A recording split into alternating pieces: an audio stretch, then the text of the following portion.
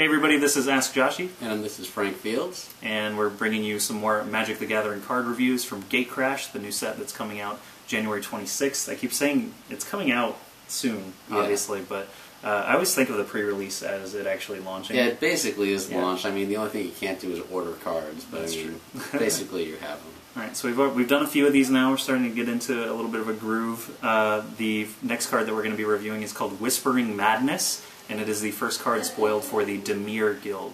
What guild? The Dimir Guild. Oh, yeah. Whispering Madness is a 4-mana cost spell. It's the first non-creature that we've reviewed.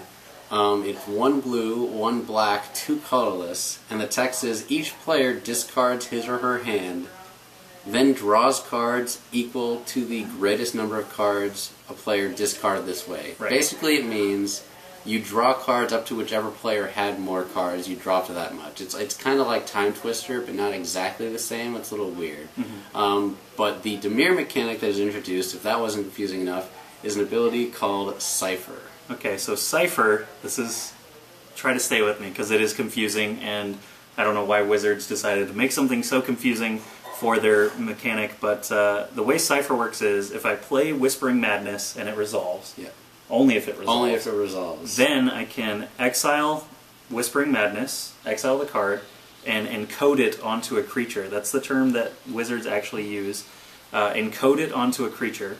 Now, whenever that encoded creature deals combat damage to a player, yes, whenever it deals combat damage to a player, not a planeswalker. So that's it does significant. It has to get in, deal damage to a player.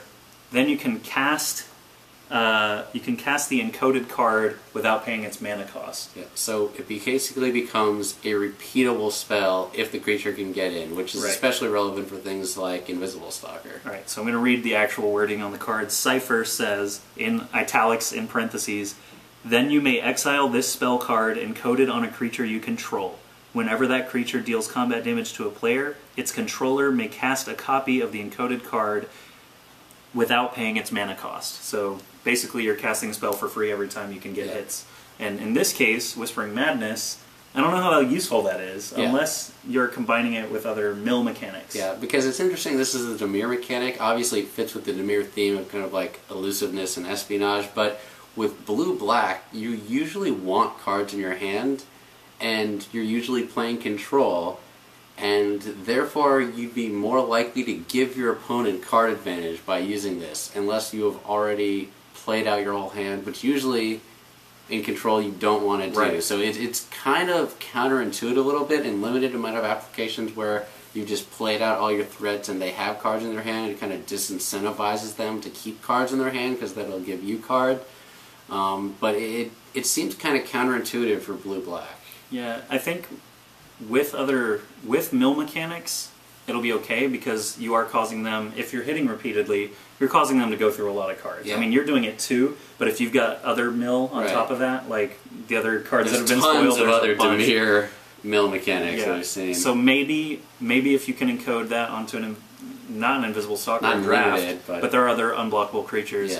So if you can get the Cipher attack in enough times, it could possibly mill them out, but you're out of threat yourself too, pitching cards all the time. Especially if you're against someone else that has blue, because we've seen there's a lot of mill that's in this set.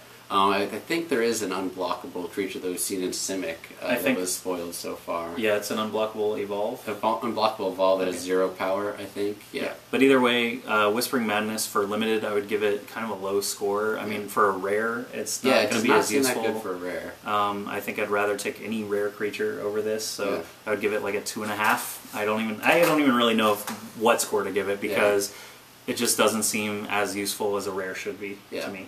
It's a complete question mark to me in both limited and in constructed. It's like, obviously the implication is that you're going to be drawing a ton of cards, but you want to have more cards than your opponent as a blue deck, almost always. So the fact that you're then giving your opponent card advantage is so confusing to me, unless it has synergies with something that people haven't thought of, and it's very possible. I'd give it a really low score, like maybe 1.5 or 2 in limited, maybe even lower, because as a blue deck, you usually want cards, and you're therefore going to be giving your opponent card advantage and pitching the combat tricks or anything that you're holding onto at the same time. And in constructed, it's the same thing. You're usually going to be wanting holding things And unless you're just pitching lands to it, Yeah. that's the only time where I can see that you might want to use it. If you go with Golgari, splash green for scavenge, or some Yeah. graveyard play, Yeah. then pitching your hand often could be useful. Things like Unburial Rites, but you still need things on the board to get things. I don't know. It just seems weird. I don't really like it. No. And that's it. And Code, I mean Cipher, they should just call it. They could have called it Code. But Cipher as a mechanic is cool. Very cool, Obviously, but there's lots of implications like curiosity, token making, things like that we just haven't been spoiled on yet, or just there's a lot of potential there. Yeah. This card, Whispering Madness, I don't feel like has really tapped into that. If there is a Cipher card that unsummons on hit or something like that, that'll be amazing.